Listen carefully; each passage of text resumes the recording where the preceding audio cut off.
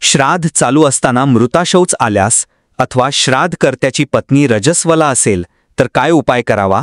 श्राद्धकर्त्याची पत्नी रजस्वला असेल तर सपिंडक श्राद्ध करता येत नाही. तथापि त्याऐवजी घरातील दुसऱ्या स्त्रीकडून अन्नपाक म्हणजेच स्वयंपाक करून घेणे व ब्राह्मण भोजन घालून अपिंडक हस्तश्राद्ध घालावे. तेही शक्य नसेल तर आमान्न किंवा हिरण्य श्राद्ध करावे.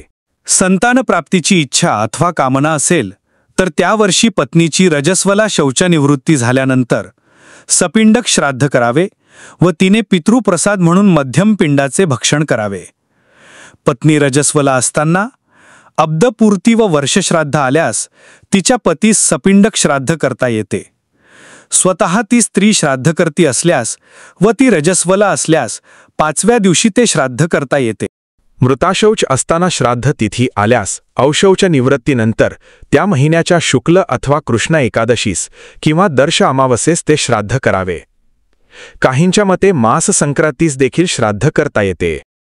योगायोगाने ग्रहणकाळी तिथी श्राद्ध आल्यास केवळ एकाच पार्वणास उद्देशून असलेले ते श्राद्ध त्यावेळी करण्यापेक्षा दुसऱ्या दिवशी करावे.